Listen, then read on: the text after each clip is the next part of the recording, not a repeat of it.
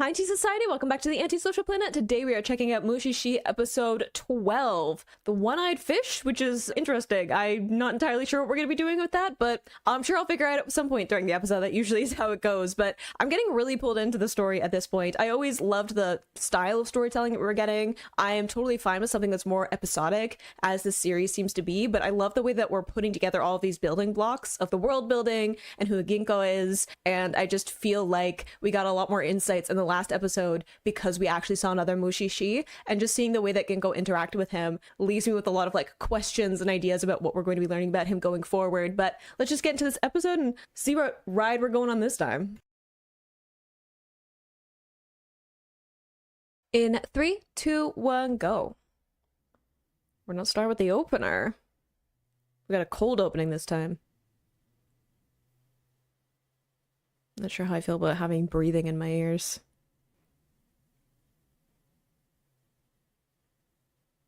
Is there like flushed in his cheeks? Or is it just like a shadow?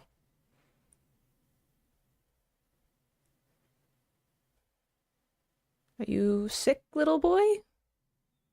Is that part of the story? Dang, what a way to open up the episode though. Like, I was saying cold opener, but an episode that's just like, we didn't get any dialogue. There wasn't any like action really, but I feel like there's a lot of stakes because you're like, why is there a child laying on the ground in the middle of the forest? And seems to be perhaps ill or dirty, has been there for a little while. So who knows? I mean, we'll probably find out. I'll probably know in like 15 minutes or something. If that. But there's a lot of children in these stories, which I've already talked about. I think is like very in line with what it's about, because children are usually a bit more aware of like what is, I don't know, that separation between reality and supernatural in a lot of different belief systems.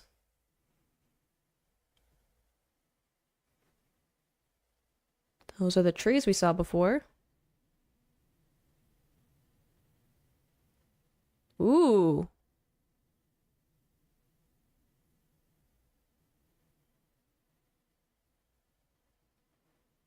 Is this someone else, or is it like a younger Ginko?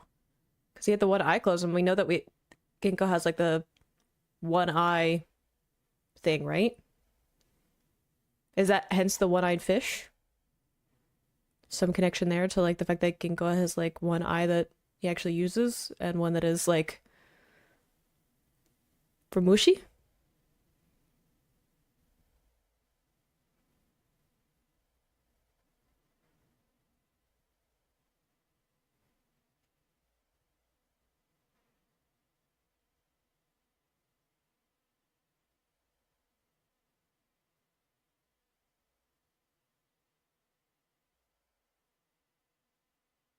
It still would be freaky, wouldn't it?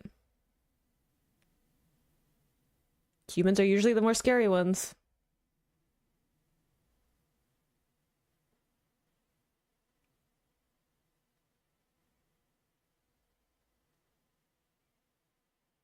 Oh, but like, get better, get out. My hospitality only goes so far. I mean, if it is Ginko or like a Mushi-shi, we had the last episode where they talked about like nesting, right? Like being in one place too long, and then Mushi start to like congregate there and nest. So I can understand being like, hey, you need to like not be here because it could be dangerous. Especially for a child who like can already see Mushi. They're like, there's probably a certain draw there, right? Like both from the child's curiosity and like the Mushi, right?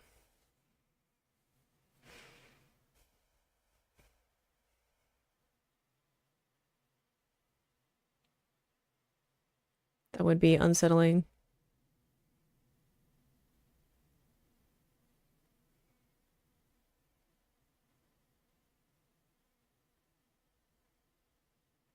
Ooh, that's a big one. I can understand being afraid. Ooh, interesting shot, like straight up into the rain. And we've talked before about like Mushi being associated with the weather. Oh my God.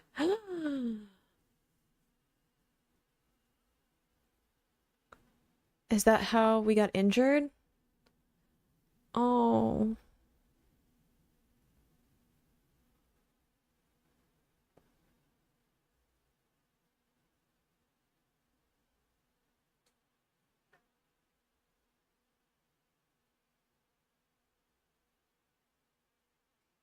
I hate that.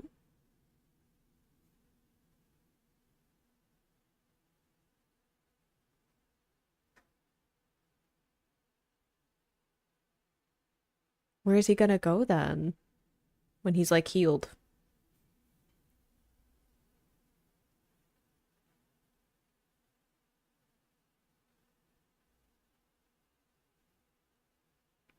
I mean, I know enough stories that wandering into the woods is a bad thing to do. Poor thing, though.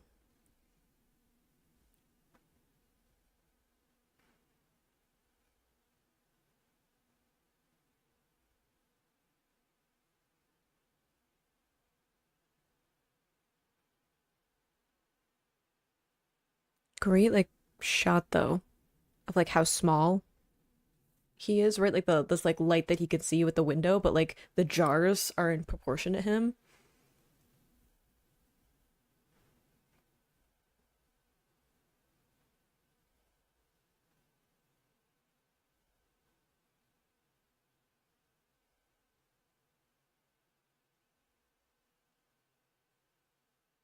Interesting. White, pale white with the green eyes. We've already seen that. Same with like they're missing on the right side.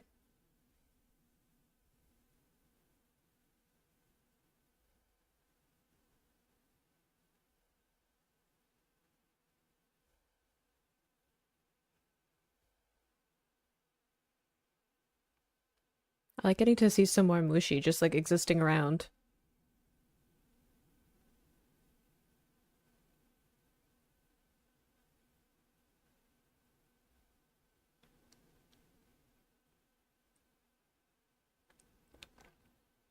I like that.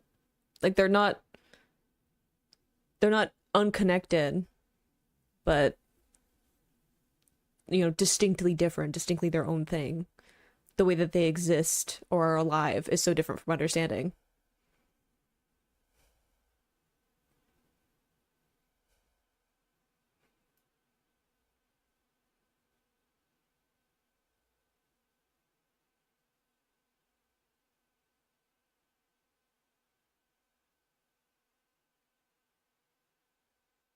Does he? Oh, his mom's gone? So they didn't really have a home before that. Oh, do we just want a reason to stay? An excuse?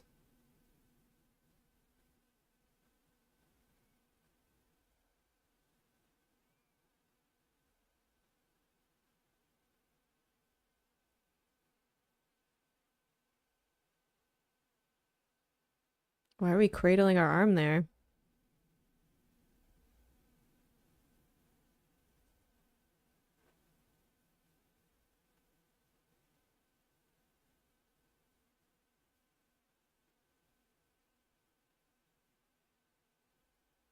Yeah, I get that those are different things.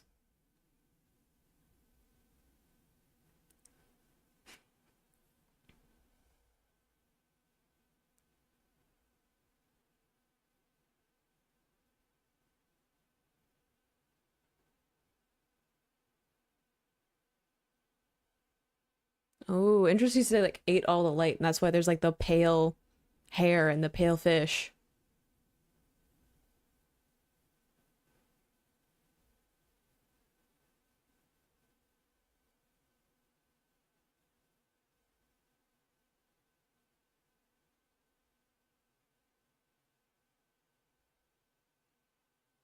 Oh, I feel like this boy is gonna be near that darkness.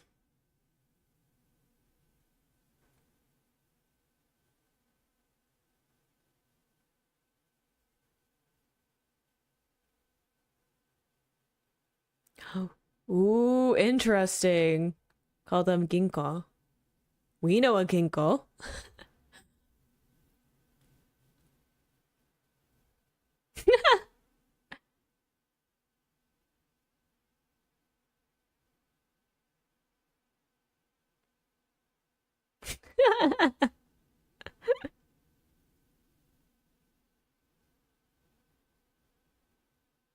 Mm-hmm.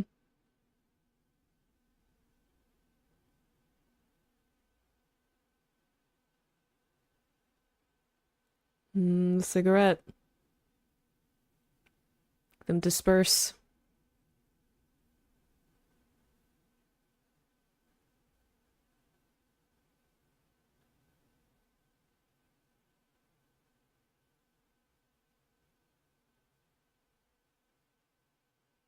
Just giving. I know it's not like a cigarette, but like still. Oh, I'm feeling bad because he's like actually enjoys having the company, and I'm like, this is gonna go terribly wrong. We've set up the darkness. Me?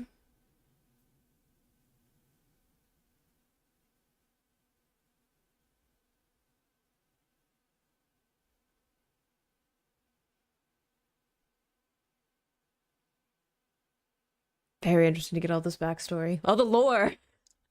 I wanted this so bad.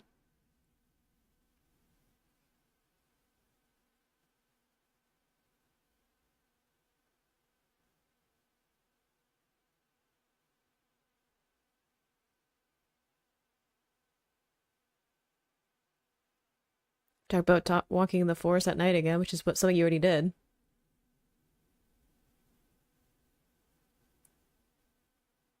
Interesting to talk about forgetting your past. Is that part of his experience too? Is like he starts to forget part of who he is?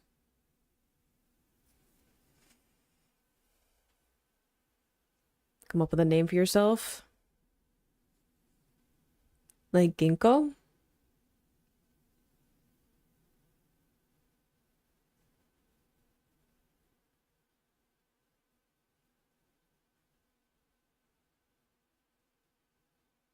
It's away from people. I'm assuming.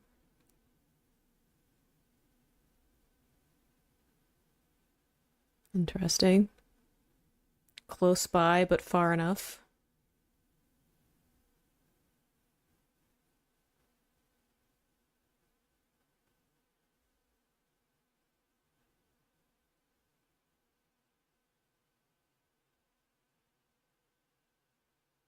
Uh-oh.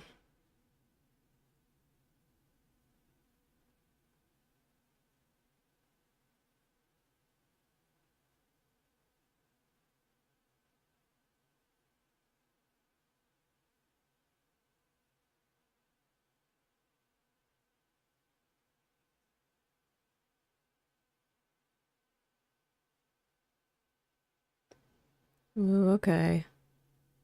This is like prior to the darkness.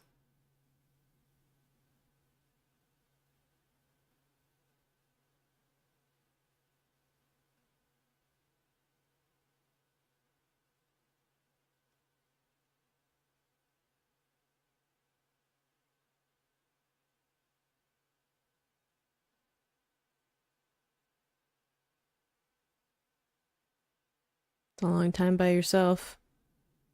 Especially if like you had a kid. Seeing like another kid living with them would be, like you'd want you'd have like a certain nostalgia for that, right?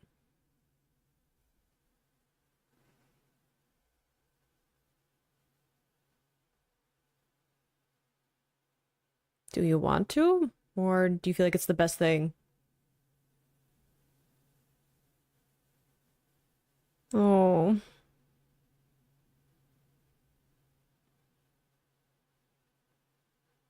he wants to be wanted though.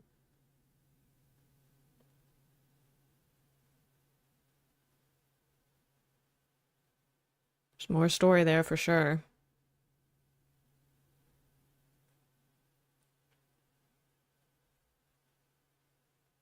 Oh no.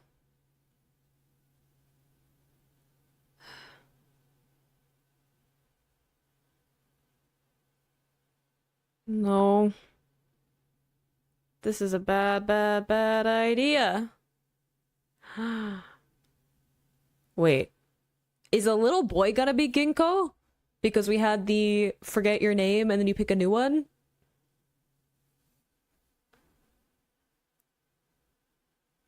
That would be crazy.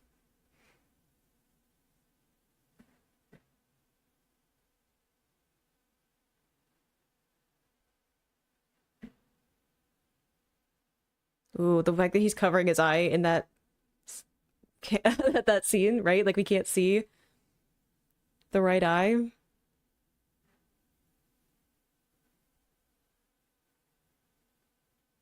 Oh no.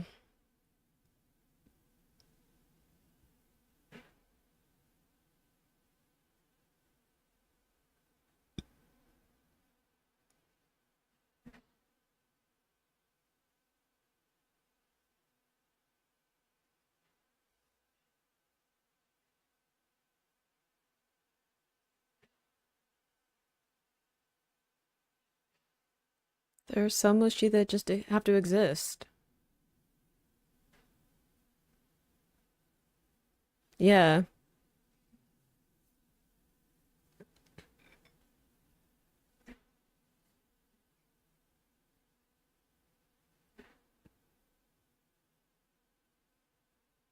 Yeah, there's certain things that Mushi-shi don't do, but also Mushi just exist, right? Like they're not good or bad.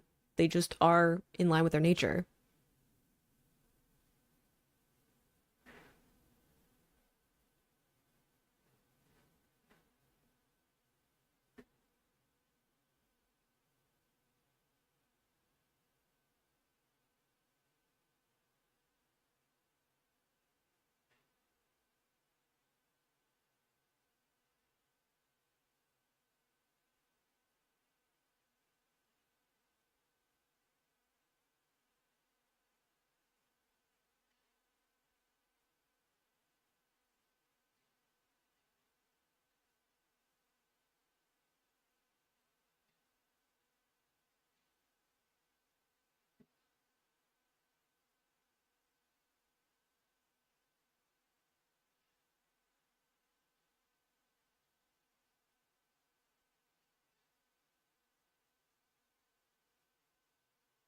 Oh,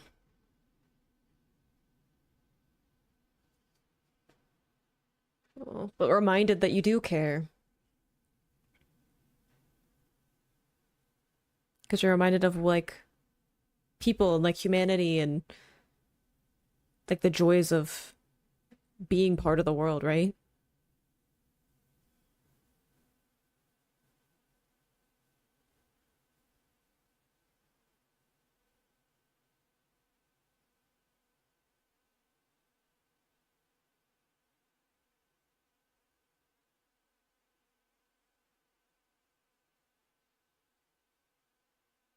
Poor thing though.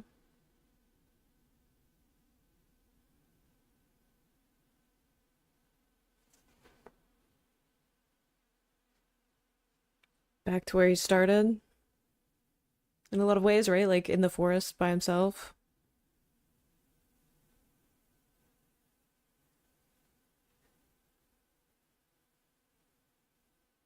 Whoa.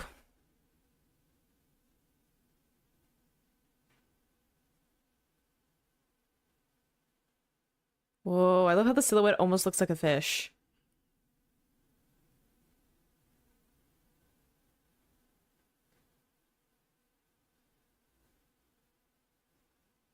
Oh, you left your light. Poor thing.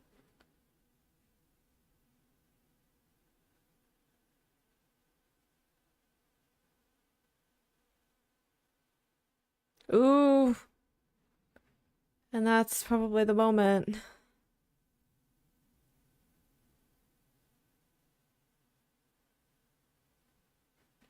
Ooh, the right eye is different now.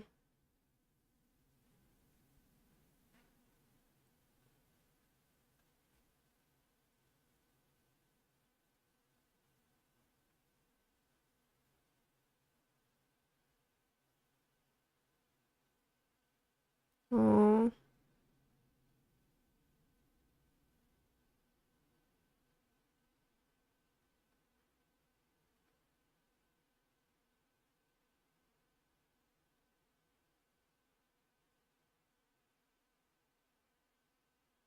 oh, that's cute.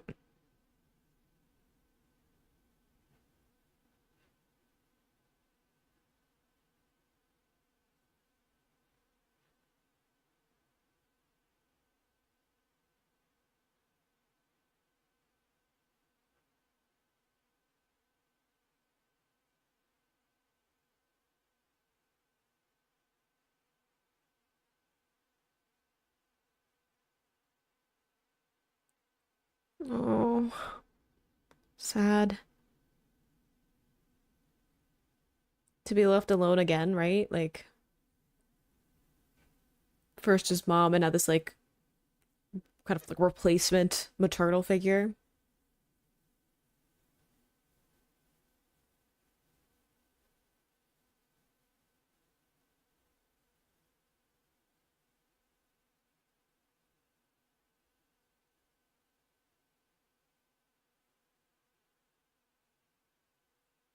Interesting line to repeat again. Like I said, like Mushi aren't good or evil. They just are in line with their nature.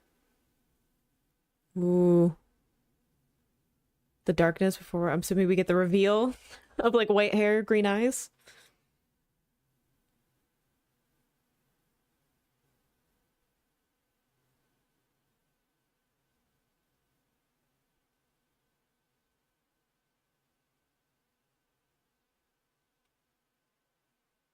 There he is.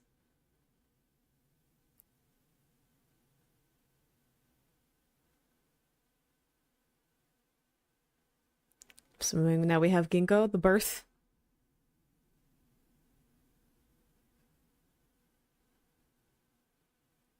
That's a hard life though.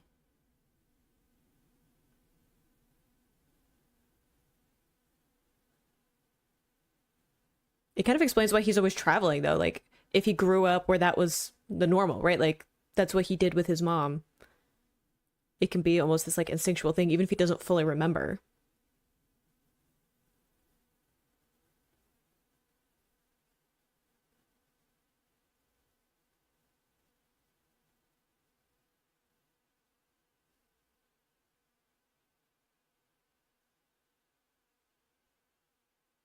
Is that like Nui's village in a lot of ways? Like, is it the same village because it was close by?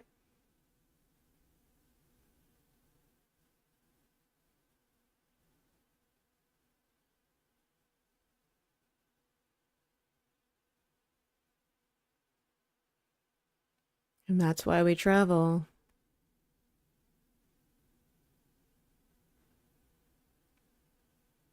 Wild.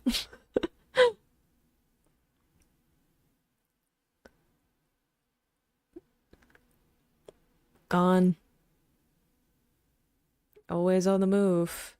Just in case. Wow, I loved that. I love that we got a Ginkgo backstory. Definitely not how I was like, all the twists and turns that I was thinking it was gonna get to, but I love that we got a backstory because I was just thinking in the last episode, I'm like, this is the first time we've seen like another Mushi-shi. There seems to be a lot of stuff kind of building up to this point of learning about who he is, right? Ginkgo can only run away from his past so much. And I'm so happy that we got this episode, not only to get some insight about like, where does the name Ginkgo come from? What is it related to? Why does he have the green eyes and the white hair? Where did he get this connection to like Mushi and learn some of what he knows? What is he like constantly traveling for? And I think the most important thing for me was his reaction to people like sacrificing themselves, specifically in the to like Mushi, or sacrificing themselves for the greater good or whatever. I think that all comes back to this, right? Because Nui also was taken by this Mushi. It all goes back to that of him being like, I want to save these people from doing that. And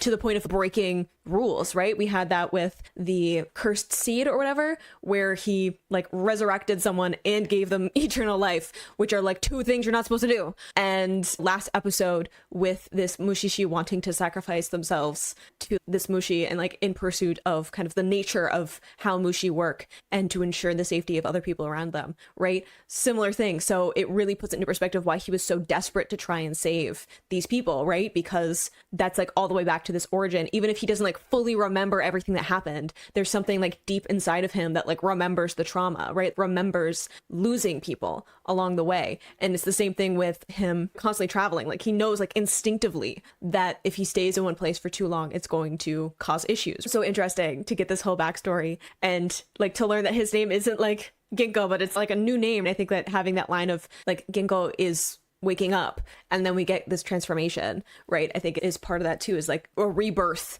in a lot of ways into who he is. Fascinating. I feel like I'm gonna be thinking about this episode a lot as we like go forward and see some more of who he is and like why he continues to travel and doesn't really have ties with anyone, and a lot of the ways that he interacts with like Mushi. There are Mushi that like are not good or evil, right? Like he says that over and over again. They just are. And we get that with this teacher that he had of Mushi are just by nature, right? It's like kind of like with animals, right? Like animals aren't like good or bad. Animals just go with their instincts, and Mushi are a lot in the same vein of they're just doing what is part of their nature, and sometimes that is disruptive to humans and like other creatures, but it's not like intentionally cruel in any way. It's just like what they are. Fascinating. I'm going to be thinking about this episode so much, but I hope you enjoyed watching that along with me. You can click this playlist to go into my previous reactions, or you can subscribe to me next time I post a Mushi-shi reaction. I will see you in the next video. Bye.